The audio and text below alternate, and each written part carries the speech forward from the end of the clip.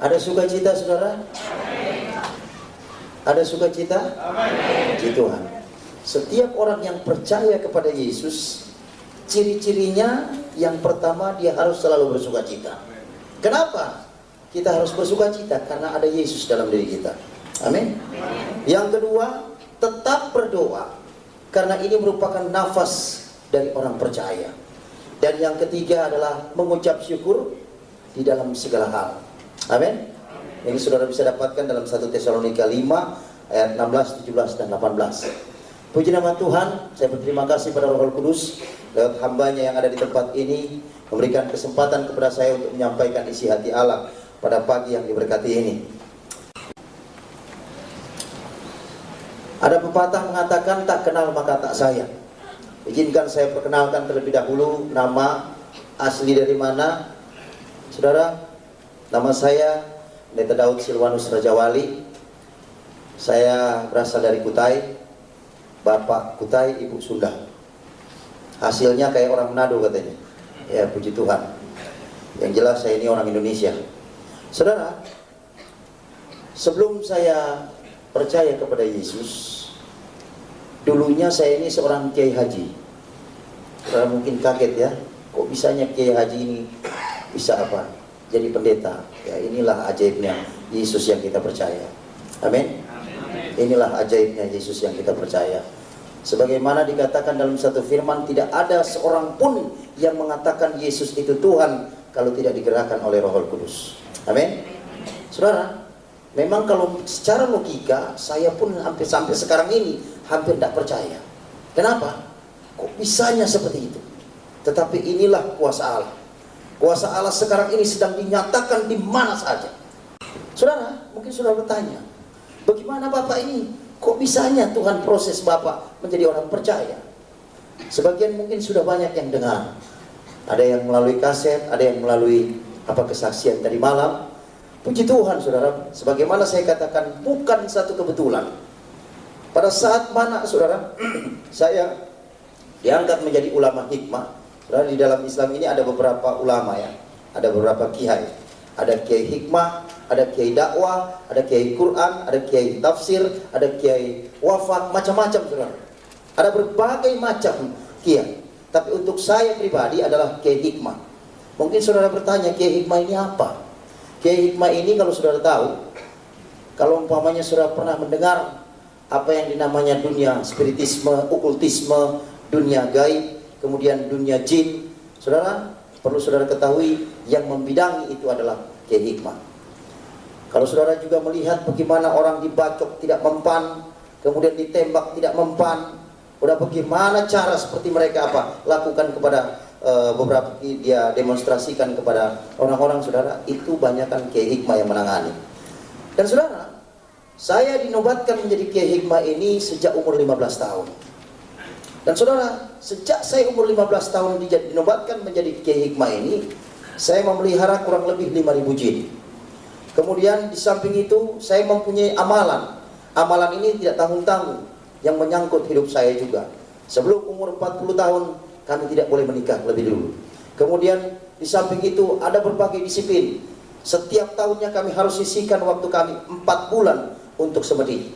Dan saudara, kebiasaan saya melakukan semedi ini kalau tidak di Mekah, di masjid-masjid tua, atau tidak di makam-makam wali. Tapi entah kenapa tahun 1996 saya digerakkan hati saya untuk bertirakat di satu masjid terbesar di Asia Tenggara. Adapun masjid itu adalah Masjid Istiqlal di Jakarta. Dan saya menempati di lantai 2. Saudara, baru berjalan waktu itu 2 bulan saya lakukan tirakat ini, saya jalankan semedi ini. Tiba-tiba saudara, ada seorang satpam yang datang kepada saya dan mengemukakan masalahnya. Dia kata, Pak Kiai, saya mau minta bantuan sama Bapak. Bantuan apa? Saya bilang, saya ini sedang tirakat. Saya bilang, sebenarnya tidak bisa diganggu. Tapi dia bilang, ini penting sekali, ini masalah masjid. Oh baik. Dia bilang, apa itu masalahnya? Ada selama 2 minggu saya ini sekarang ini menjadi bulan-bulanan dari seorang anak muda yang berilmu sakti. Beliau ada di lantai bawah. Terus saya bilang, kenapa? Kami dari pimpinan kami ditugaskan Setiap waktu-waktu sholat kami harus bertebaran di masjid ini. Kami harus bangunkan orang-orang yang tidur, orang yang duduk-duduk, untuk mereka berkumpul di lantai 2 ini untuk melakukan sholat berjemaah. Tetapi pada waktu saya mau membangunkan seorang anak muda yang sedang tidur, dalam jarak 2 meter saya dekati anak muda ini, saya sudah tidak bisa dekati dia lagi. Bahkan saya paksakan dengan ilmu saya untuk bisa membangunkan anak muda ini, malah saya terlempar jauh. Dan ini sudah berlangsung kurang lebih 2 minggu. Sehingga kesimpulannya saya merasa bahwa saya ini disepelekan tugas saya. Terus saya rasa karena Bapak seorang kiai hikmah, saya yakin bahwa anak muda ini bisa ditaklukkan oleh Bapak. Saya bilang sebenarnya sederhana kalau menghadapi orang sakti. Kamu dekati orang sakti itu dengan kamu tidak memakai ilmu kamu, karena ilmu kamu masih di bawah dia. Jadi kamu dekati dia tanpa memakai dengan ilmu kamu. Oh begitu. Jadi sekarang ini kamu pergi ke lantai bawah, di lantai 1, kemudian kamu bangunkan anak muda itu, dan apabila dia sudah bangun, cepat suruh dia menghadap saya. Oh baik Pak, dia lakukan. Pada waktu dia turun ke bawah, kemudian dia lakukan apa yang saya suruh. Dan ternyata benar. Pada waktu dia dekati, kemudian dia bangunkan, ternyata terbangun anak muda ini. Dengan mudah dia dekati. Dan pada waktu dia bangun, karena selama 2 minggu dia lakukan itu tidak berhasil, dan baru hari itu dia berhasil, dia sempat terkejut. Pada waktu dia bangunkan, anak muda ini langsung tanya, kenapa kamu bangunkan saya? Langsung satpam ini katakan, ada seorang kiai di lantai 2 mau bertemu dengan adik. Mari saya antarkan adik ke lantai 2. Tanpa panjang omong lagi, anak muda langsung katakan, baik, antarkan saya ke lantai 2. Sampai di lantai 2, saudara, bertemulah dengan saya. Pada waktu bertemu, kebiasaan dari orang muslim ini kalau ketemu dengan kiai, saudara, yang pertama mereka lakukan adalah mereka pegang tangan kiai itu, mereka cium tangan kiai itu, kemudian mereka ucapkan assalamualaikum. Tetapi itu tidak dia lakukan kepada saya. Pada waktu dia sampai di depan saya, dengan santainya dia dekati saya, kemudian dia berjabat tangan dengan saya, kemudian dia katakan, halo Pak Kiai, apa kabar?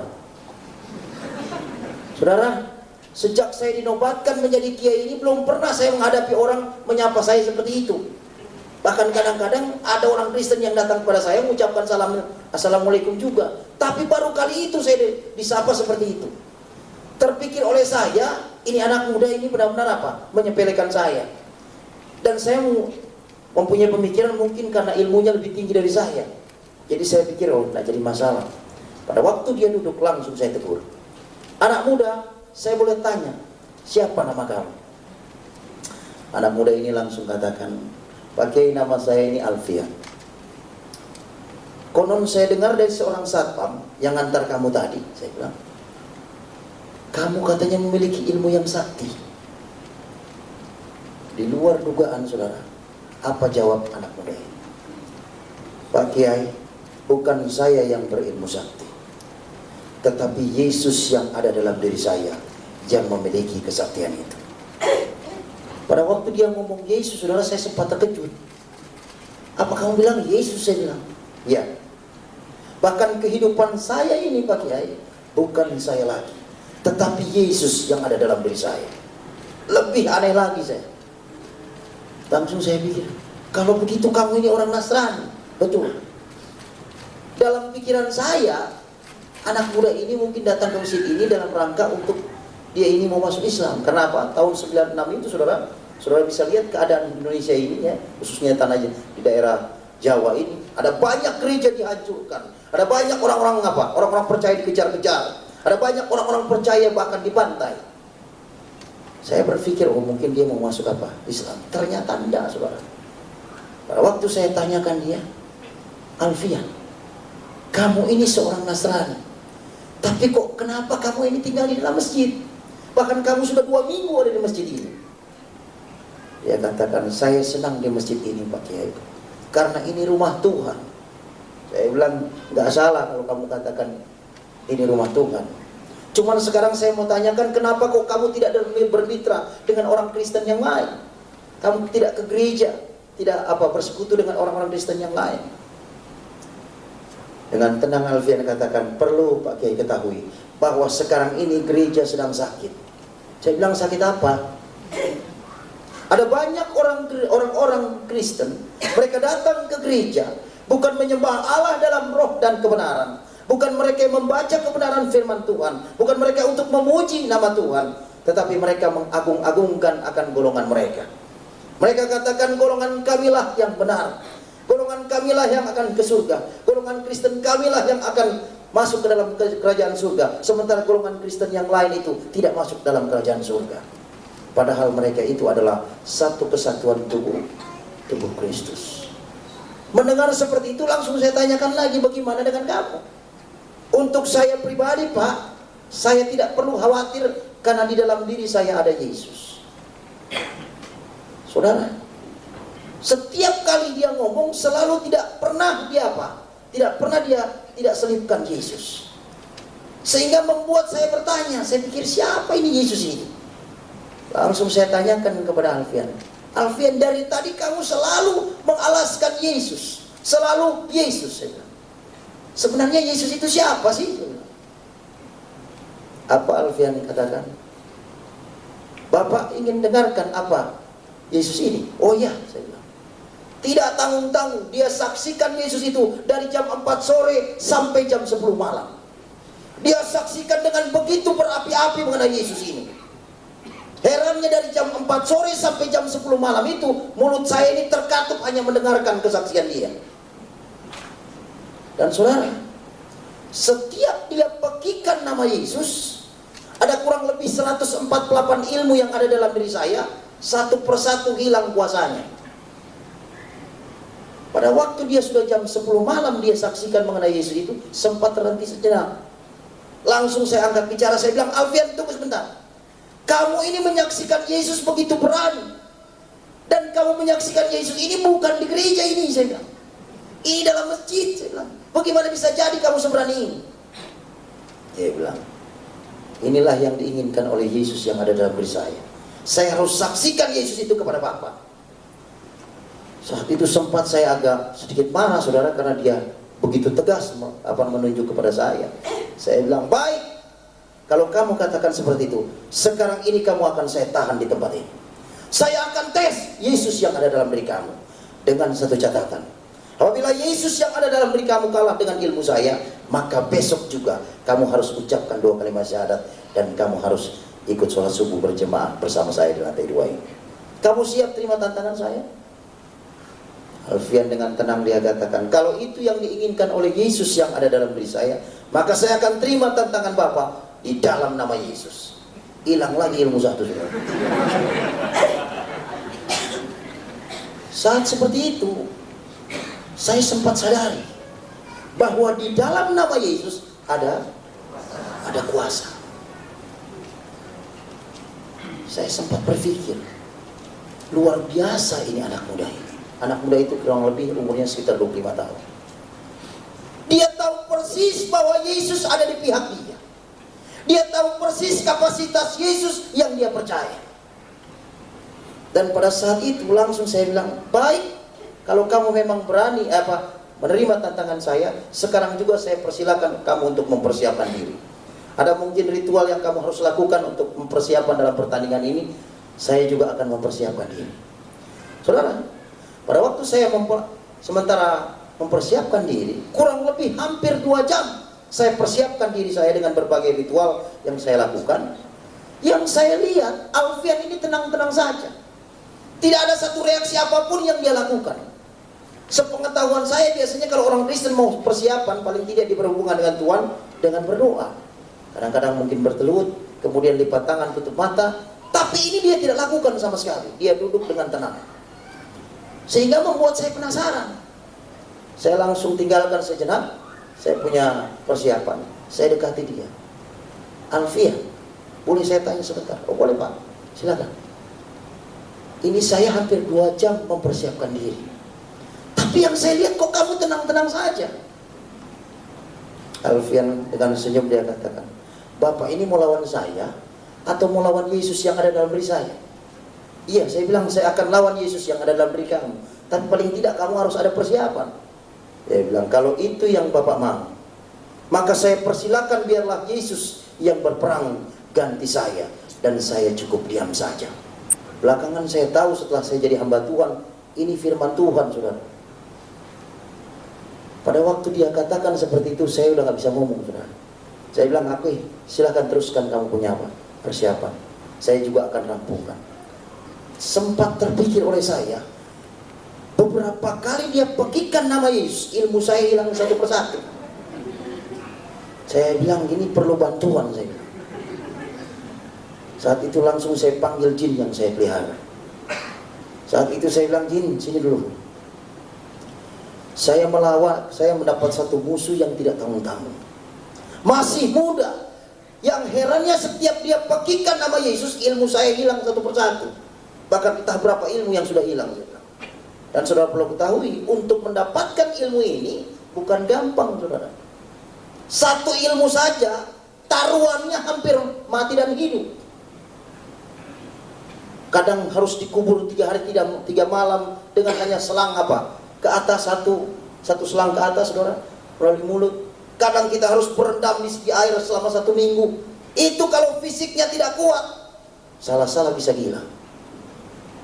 Tapi herannya, saudara, ilmu yang sudah begitu susah saya dapatkan hanya dalam nama Yesus, takluk.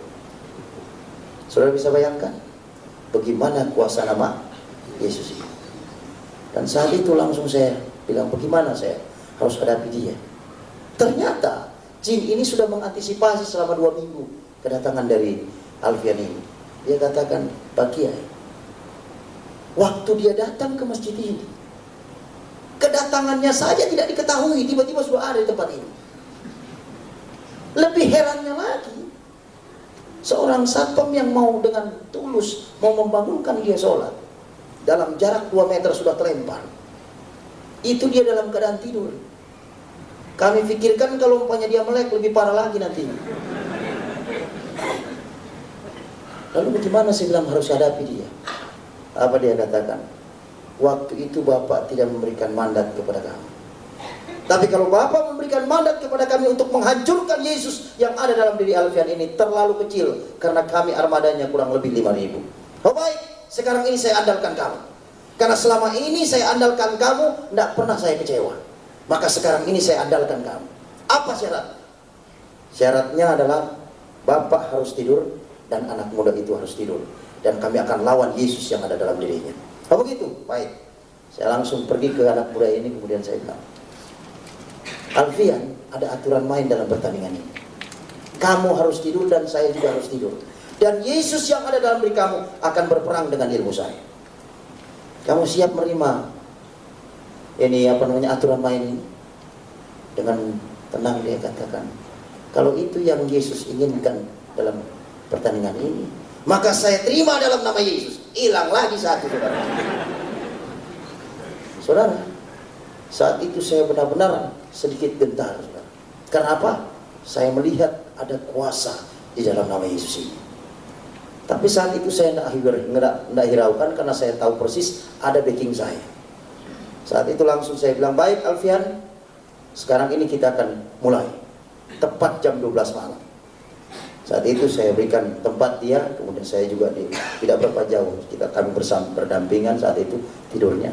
Sebelum dia tidur, dia minta satu syarat. Pak, saya minta satu syarat. Kalau Bapak banyak syarat, saya satu syarat aja. Apa itu? Saya bilang, apabila Yesus yang ada dalam diri saya menang atas ilmu Bapak, maka besok juga Bapak harus mengenal Yesus secara pribadi. Siapa? Saya sempat bingung, saudara. Ini ilmu sudah hilang. Saya pikir-pikir, ini kalau umpamanya saya bilang iya, repot juga kalau nggak ada backing. Tapi saya ingat backing saya. Baik, saya bilang saya akan terima. Ada keberanian setelah saya punya backing. Dan apa, saudara? Saat itu kami tidur. Jam 2.30. Di antara setengah sadar dan setengah bermimpi, saya menyanyikan satu lagu. Saudara, yang namanya Kiai Hikmah ini banyak aturannya. Jangankan sampai nyanyi, bersiul saja sudah haram hukumnya, apalagi nyanyi. Apalagi nari-nari, saudara. Waduh, lebih parah lagi itu, lebih haram lagi itu. Tapi justru itulah yang saya lakukan. Roh Kudus bekerja secara dahsyat dan ajaib di dalam hati saya saat itu. Kemudian dia wujudkan lewat pujian. Saat itu saya menyanyikan satu lagu. Lagu itu belum pernah saya dengar, saudara. Yang namanya kenal dengan orang Kristen aja termasuk tabu. Malah saya nyanyikan satu lagu. Lagu ini mungkin bagi saudara biasa, tapi bagi saya lagu ini luar biasa. Lagunya adalah Allah kuasa melakukan segala perkara. Saya nyanyikan lagu itu dari awal sampai akhir tanpa salah. Dan saya rasakan ada roh damai sejahtera merasuk dalam diri saya. Pada waktu roh damai sejahtera itu masuk dalam diri saya, langsung saya terkejut. Pada waktu saya terkejut, langsung saya ucapkan, astagfirullahaladzim, ada apa dalam diri saya ini? Kok bisanya saya nyanyi?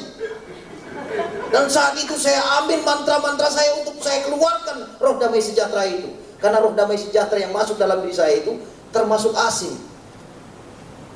Karena untuk orang-orang yang memiliki ilmu-ilmu kanuragan, jarang sekali ada damai sejahtera. Yang ada selalu waspada. Mau apa? Jangan-jangan ada musuh. Jadi saat itu saya bergumul untuk mengeluarkan roh damai sejahtera itu. Tapi dengan berbagai mantra yang saya lakukan tetap tidak keluar. Di saat saya bergumul, Alfian yang ada di samping saya ini terbangun, rupanya terusik. Pada waktu dia terbangun, dia lihat dengan tajam mata saya dan dia tersenyum. Langsung dia ulurkan tangannya.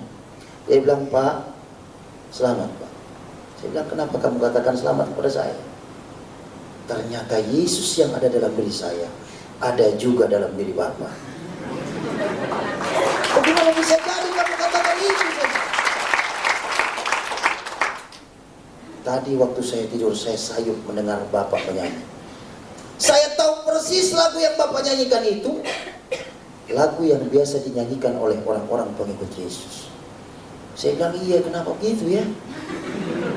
Inilah ajaibnya Yesus yang ada dalam diri saya.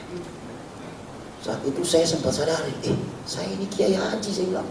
Bagaimana bisa jadi saya ada Yesus, saya bilang, di dalam diri saya. Alfian, saya belum kalah. Dan itu dengan tegas saya katakan, saya belum kalah. Alfian katakan, saya belum katakan Bapak kalah. Bahkan tidak pernah saya katakan Bapak itu kalah. Tapi yang saya katakan, Yesus sudah ada dalam diri Bapak. Herannya lagi, saudara, jin yang siap membantu saya, yang siap menghancurkan Yesus yang ada dalam diri Alfian ini, sampai sekarang ini nggak tahu kemana, saudara. Dipanggil sudah tidak pernah datang, wujudnya tidak pernah saya lihat, suaranya pun tidak pernah saya dengar lagi. Ternyata apabila terang itu datang, gelap itu akan pergi.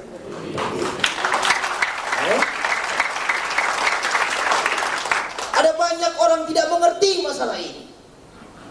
Sudah Yesus masuk dalam dirinya, selalu katakan, saya ini masih begini. Wah, saudara, ini nggak ngerti namanya. Amin.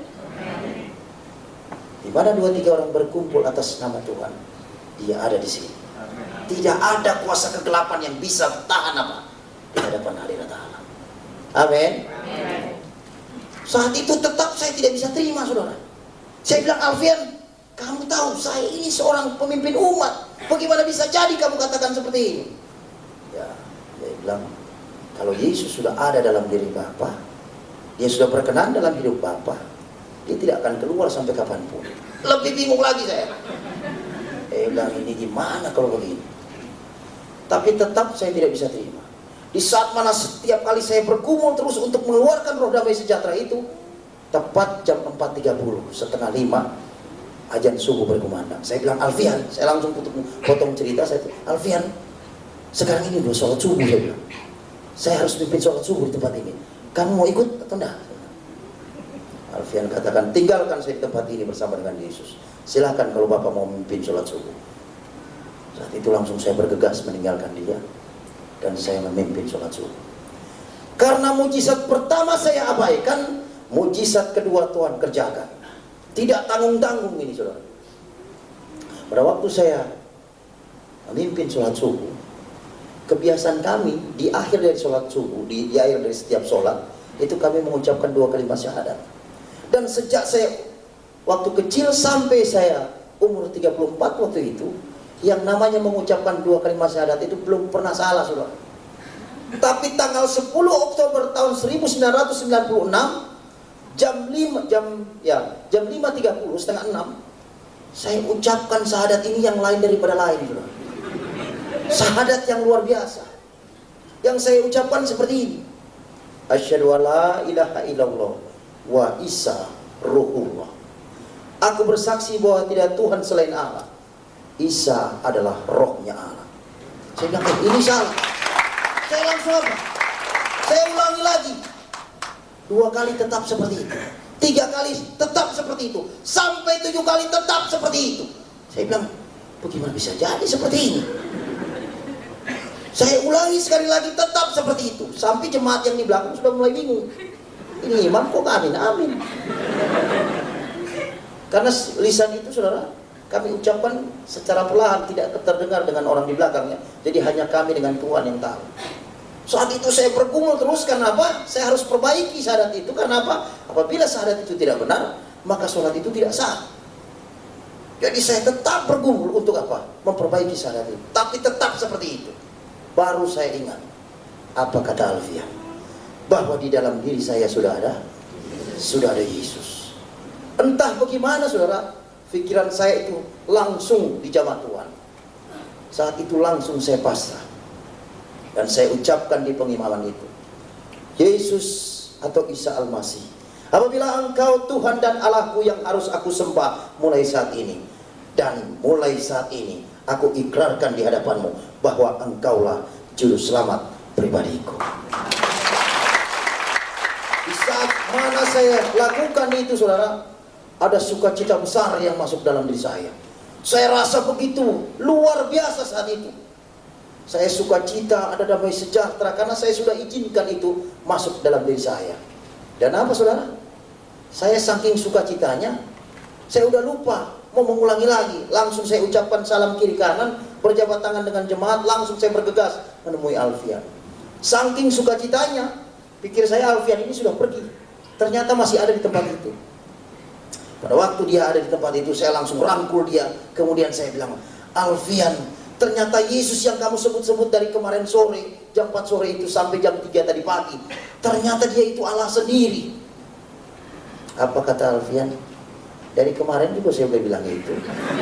Kenapa Bapak tidak percaya? Saya bilang, inilah waktu Tuhan untuk saya, Alfian. Inilah waktu Tuhan untuk saya. Sekarang saya mau tanya pada kamu. Menurut kitab kami, bahwa Nasrani dan Yahudi atau Kristen ini terbagi atas 77 golongan. Dan hanya satu yang diterima di sisi Allah. Sekarang saya mau tanya, golongan mana yang diterima di sisi Allah ini? Saya akan ikuti itu.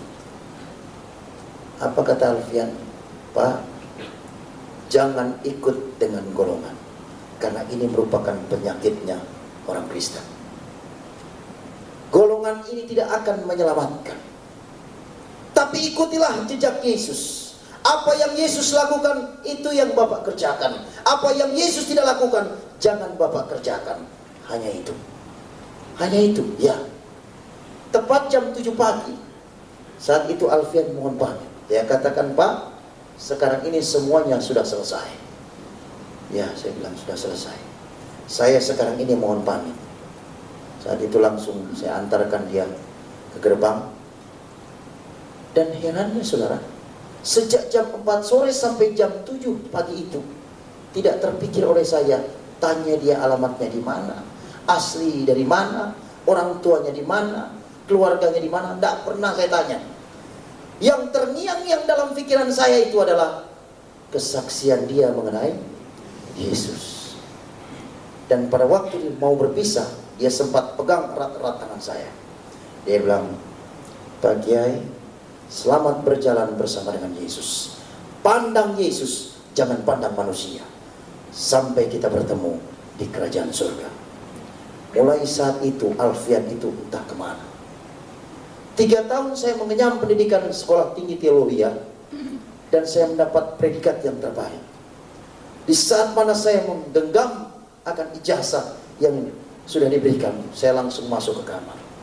Saat itu saya menangis dan saya berdoa, Tuhan, siapa Alfian itu? Aku bertanya sekarang juga. Dia telah perkenalkan aku dengan Engkau, dan sekarang ini Engkau telah memilih aku menjadi hamba-Mu. Sekarang ini aku bertanya kepadamu, siapa Alfian itu? Dan apa saudara? Jawab Tuhan lewat doa. Daud, aku kirimkan malaikatku untuk menyelamatkan jiwamu dari api neraka. Saudara, untuk seorang yang banyak melukai hati Tuhan, ternyata jiwanya masih berharga di mata Tuhan. Tapi untuk mengenal Yesus ini bukan berarti tanpa harga, saudara. Ada harga besar yang harus saya bayar. Saya harus diusir dari umat yang saya pimpin. Saya harus apa? Melepaskan semua atribut dunia saya. Saya harus lepas dengan kawan saya yang paling akrab, yaitu jin. Ya, itu saya punya kawan akrab sudah sejak saya umur 15 tahun. Lebih parahnya lagi, orang tua yang justru mengandung saya dan melahirkan saya tidak mengakui lagi saya sebagai anak. Pahit, saudara. Tetapi puji Tuhan, Yesus katakan dalam Matius pasal 11. Saudara bisa lihat ini, saudara. Matius pasal 11 ayat yang ke-28. Saat itu saya dapat firman ini yang pertama. Dikatakan, marilah kepadaku semua yang letih lesuh dan berbeban berat, aku akan memberikan kelegaan kepadamu. Pikulah kuk yang kupasang dan belajarlah padaku, karena aku lemah lembut dan rendah hati, dan jiwamu akan mendapat ketenangan. Sebab kuk yang kupasang itu enak dan bebanku pun ringan. Saudara, pada saat saya dapat firman ini, saya dapat penghiburan. Tidak tanggung-tanggung saya sempat dapat kutukan dari umat yang saya pimpin. Ini yang namanya kiai Kiai murtad yang siap hidup melarat seumur hidup. Saudara, kutukan ini tidak tanggung-tanggung. Tapi puji Tuhan, murtadnya saya ini malah kenal Yesus, saudara. Yang bukan membuat saya ini semakin melarat, saudara. Semakin melarat seumur hidup, malah tetap naik, bukan turun. Jadi kepala, bukan jadi ekor. Ini indahnya kita bertemu dengan Yesus. Ada banyak sekarang ini tawaran keselamatan, tetapi keselamatan yang hakiki hanya ada pada Yesus. Saudara diberkati? Berapa banyak saudara yang diberkati? Silakan tunjuk tangan. Saya undang seluruh choir, bahkan pemain musik untuk datang ke depan. Dan saudara silakan berdiri, ungkapkan hatimu. Apabila saudara mempunyai masalah, mempunyai sakit yang tidak bisa disembuhkan, mempunyai masalah di dalam usahamu, mempunyai masalah dalam keluargamu, bawa di kaki Tuhan. Saat ini dia menunggu saudara untuk dia jamah. Biarkan dirimu dijamah Tuhan, agar mana engkau diubahkan hidupmu menjadi manusia baru.